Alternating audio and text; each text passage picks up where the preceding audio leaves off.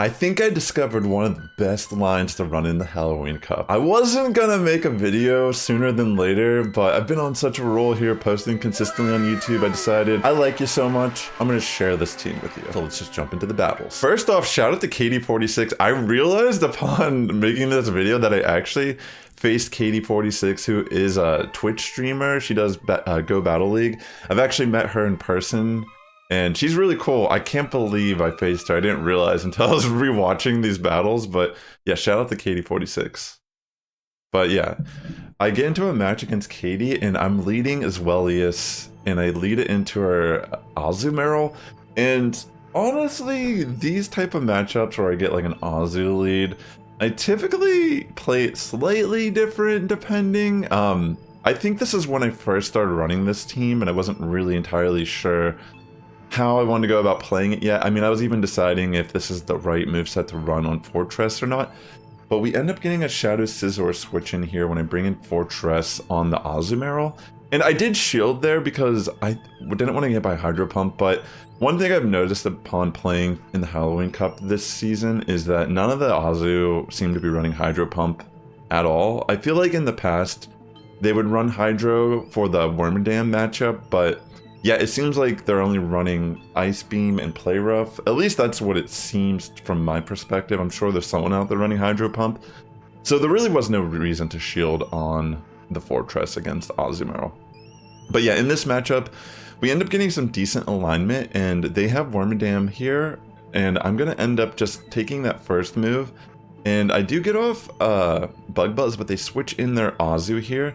And the way I was looking at this was, there's still play for me because their shields are down currently, and all I really gotta do is just spam Body Slam on Azumarill at this point, and I'm thinking that I can actually just barely get to the Body Slam, and fortunately, I was able to flip a bad lead in this type of matchup. I do remove the Azu, and at this point, it's just a matter of getting to the Dark Pulse, which I will be able to outpace the Wormadam Trash and get to a Dark Pulse to knock it out. So GG's, Katie, and that is the beginning of this set.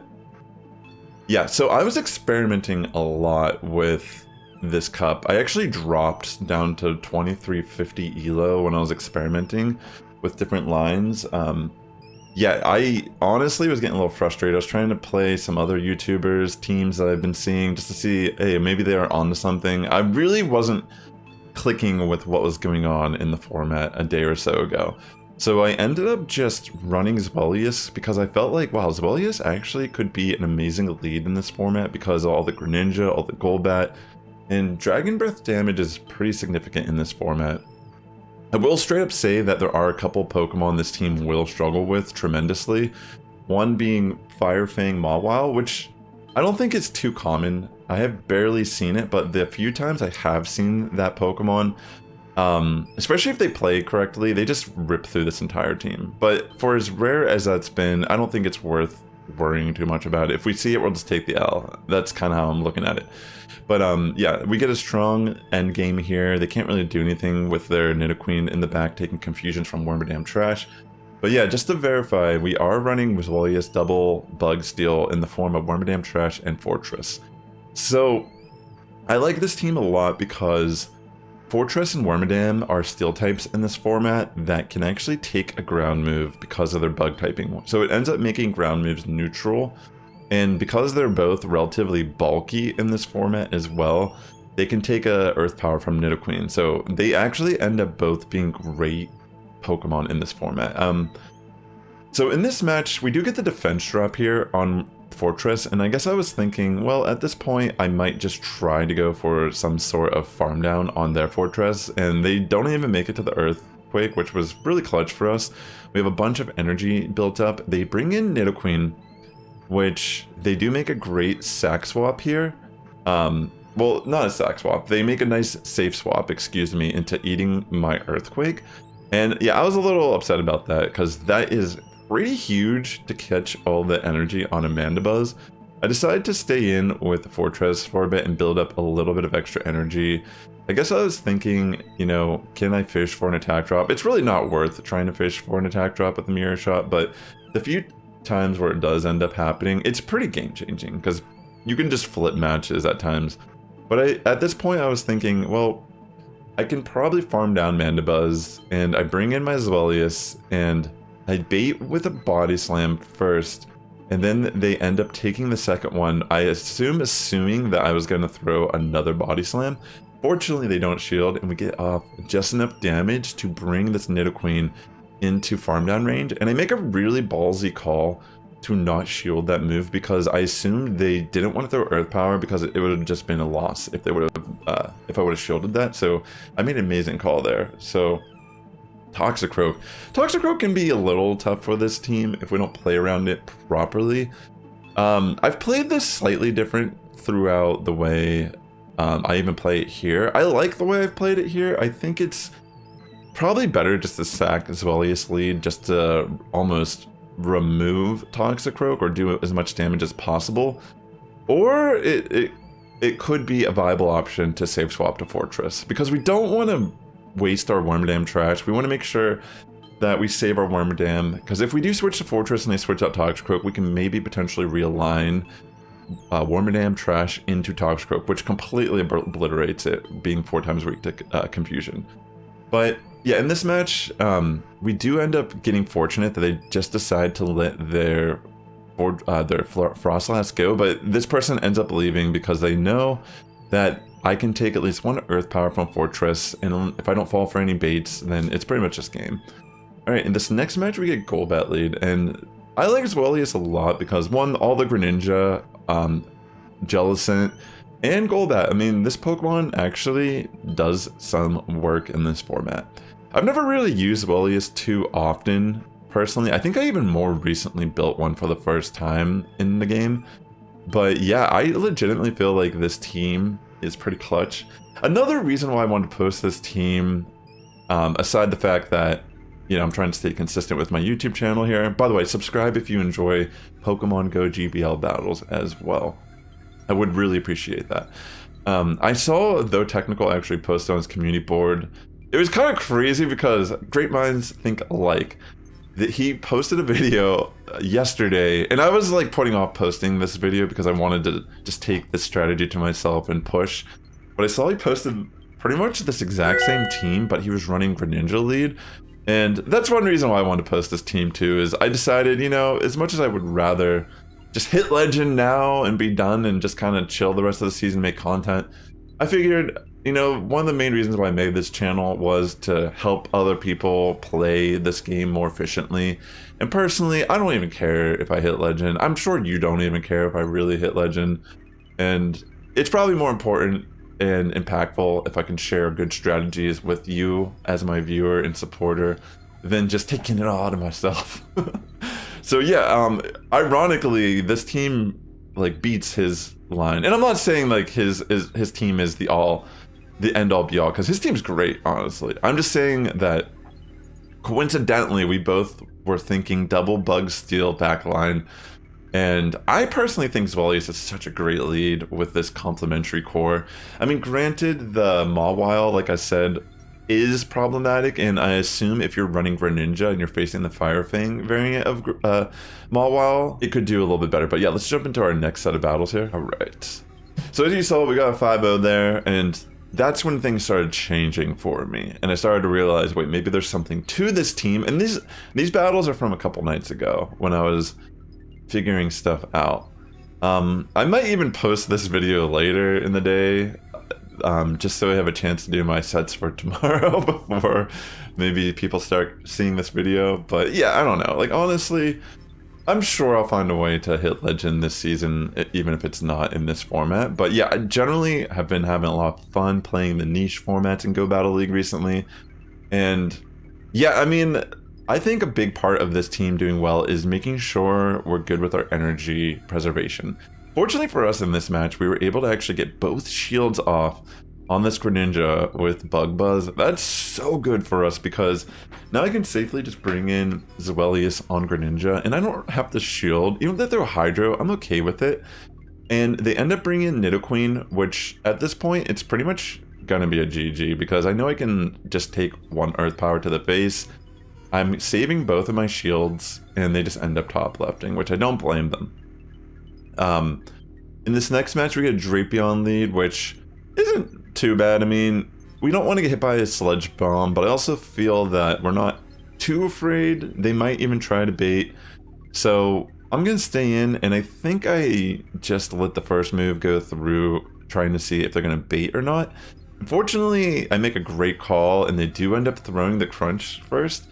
I do end up shielding that second Crunch, but I think it's okay because we have a little bit of energy, and we do end up preserving the lead in this fight.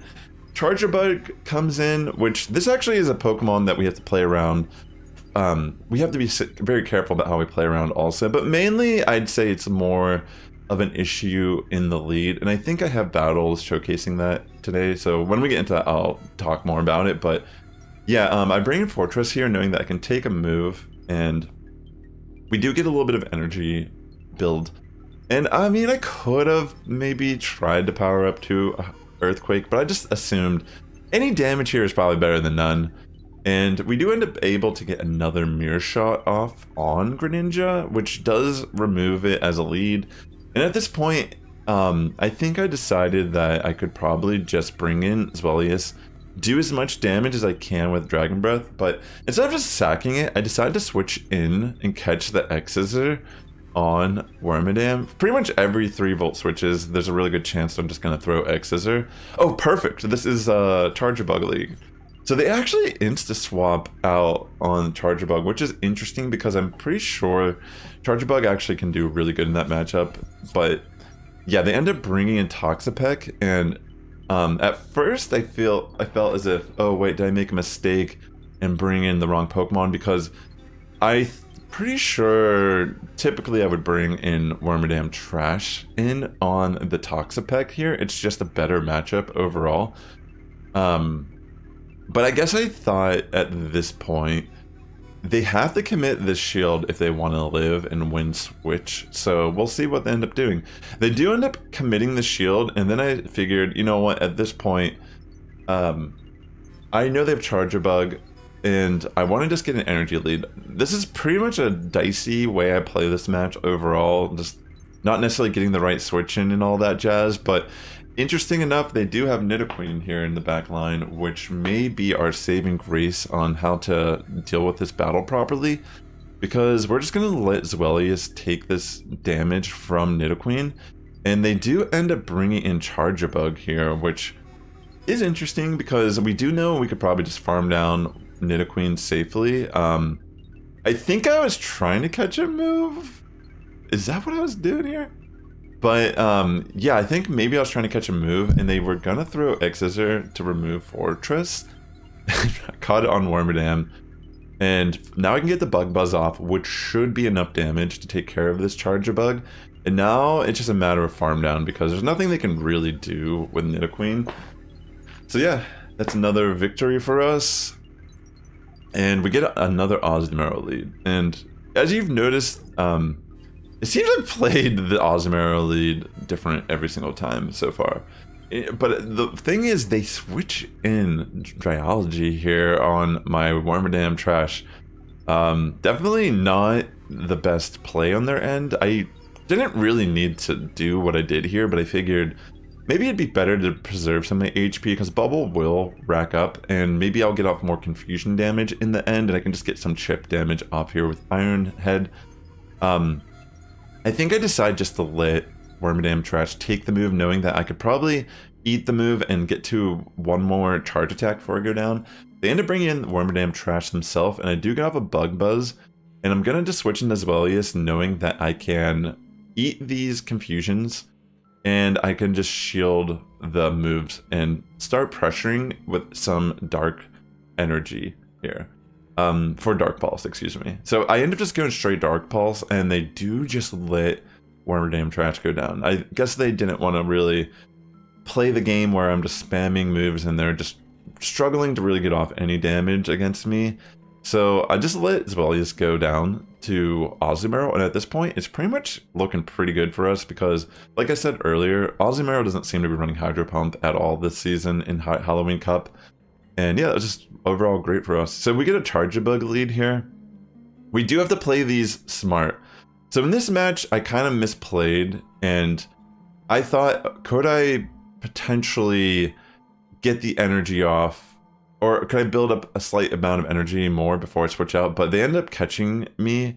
I usually switch right away and catch the Egg Scissor on Fortress in the Charger Bug matchup, but yeah, definitely a little bit of a misplay on my end. They end up bringing the Nidoqueen. We flip that matchup because of Dark Pulse, and now they bring in Charger Bug. They shield the Body Slam, and at this point, I'm just going to let damage go through. I'm going to take a Discharge to the face on Wormadam Trash. I'm not entirely sure what to expect here in the back line. I probably should have thrown a Bug Buzz here, knowing that they might not shield. And yeah, unfortunately, they make a great call and they don't shield there. But in the back line is a Greninja, which is extremely scary because they do have a slight energy gain on that Greninja. And 2 Hydros are going to be enough to take care of Fortress here.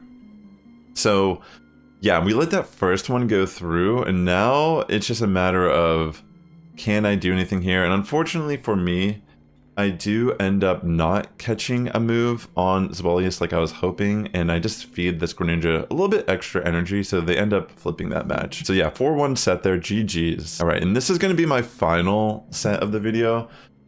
We get a Charger Bug lead. I'm pretty sure this is a good example of how I like to play this match. Perfect. So you should definitely, they normally will throw the move right on the third one. So catching that move is huge because one, we built up enough energy for a Body Slam. We get a lot of chip damage off on Charger Bug, and we waste its energy.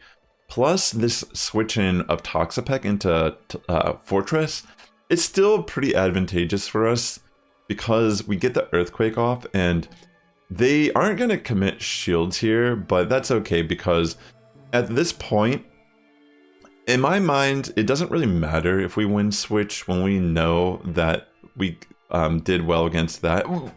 Okay, I didn't understand this at all. Like, why are they using Sludge Wave?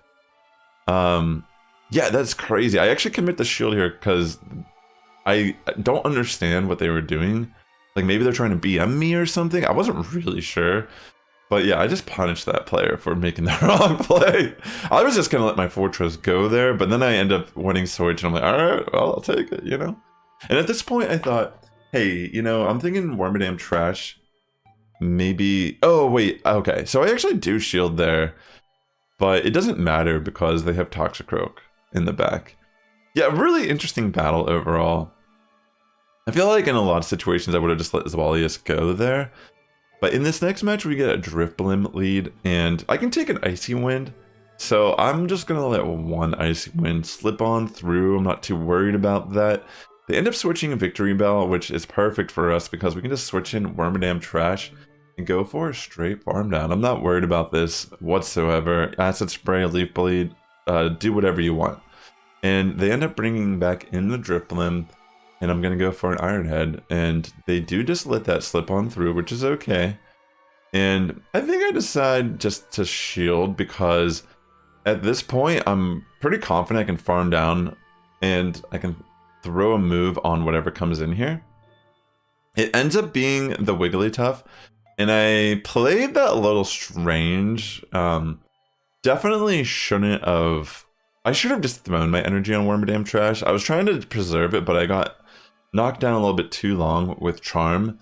But yeah, at this point, it's still going to be a GG. We get the attack drop with Mirrored Shot, and yeah, we have pretty good alignment, so GG's.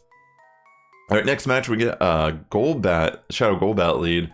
Love to see these. They always are going to throw Poison Fang because we do resist the Ghost move. So they throw Poison Fang, and then in comes Escavalier, which is actually pretty scary for our team. This is probably one of the Pokemon that can core break this entire team if we don't play around it correctly. But yeah, they do. It's a very tough decision. I probably should have just thrown Earthquake here.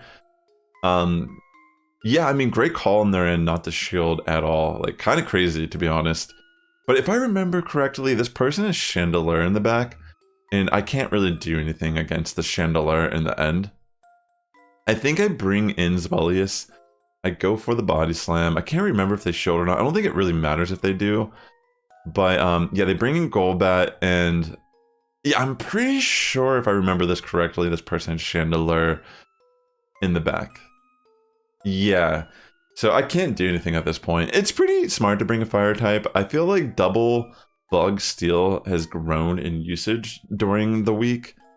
This next battle we get a Wormadam Trash lead, and it seems crazy, but this is actually not too bad for Zwelious because we can throw Dark Pulse and still do a decent chunk of damage. Typically, if I get Wormadam Trash, I do like to throw that Dark Pulse and then switch out into Forretress to get a little bit of energy lead on Forretress.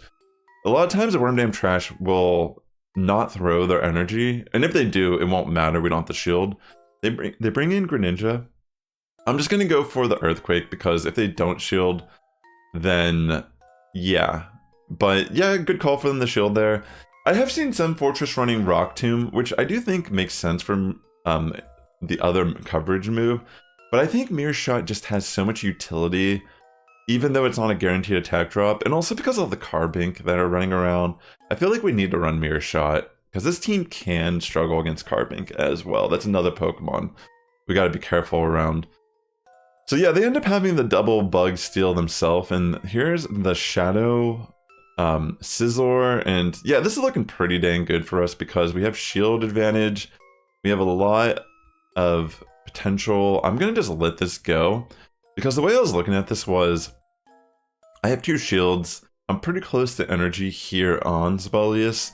All I gotta do is Dark Pulse Scizor, and then I should, in theory, be able to take care of this Wormadam Trash in the back. And because of the way this match ends up playing out, I end up just having to go for Body Slam on Scizor. Unfortunately, another Body Slam is all I'm going to need to finish off Wormadam Trash here.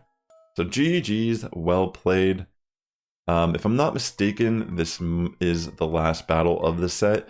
Drayalgy, another Pokemon I've been seeing rise in usage, but we love Drayalgy leads with Zwelious. They're going to throw Aqua Tail. That's the only move they could possibly be throwing this early in the fight. And for us, they either have to commit a shield or just accept the damage and lose lead. So they end up shielding, and I'm just going to switch in Forretress at this point, knowing that we're going to enjoy building up a little bit of extra energy, and we're not too scared of Drayalgy's attacks. They end up safe swapping to their Jellicent. We go straight for Earthquake, do a decent amount of chunk damage. I wanted to shield a Shadow Ball here, but they do make a great call and bait. So, but the thing is, we know based on playing this matchup a few times that as long as we shield one of these attacks, we can actually still get to a double Earthquake. And that's exactly what happens. We win switch, and now we get great alignment because we can just bring in Wormadam Trash on Drayalgy, and we don't have to shield any of its attacks. They have Tentacruel on the back. That's pretty much going to be a game. I mean, the way I was looking at this was they could bait me and then go for Scald, but all I would have to do is, if they bait me here, I just switch out and remove the defense drop. But more than likely, they were just going to throw a Scald, thinking I wouldn't shield, and I think it's better to just shield the first attack, knowing that even if they bait me, I still have the potential to remove the defense drop. And fortunately, we do make the good call to shield the Scald, and yeah, that's just the end game win there. So yeah, that should be another 4-1 set, and yeah, this brought me up to like the 2600s again. I was already in this range recently, but this team has definitely brought me up to the highest elo I've gotten all season, while also bringing me back from the trenches. So yeah, if this video helped you out at all and you've enjoyed it, definitely consider liking, commenting, and subscribing. It does help my content reach a wider audience here on YouTube. And with that being said, the Sass Squad's getting stronger each and every day. Have a good morning, evening, afternoon, wherever you're tuning in, and I'll catch you in the next one. And if you'd like to watch more GBL content from me, definitely consider watching this video right here, or this video right here.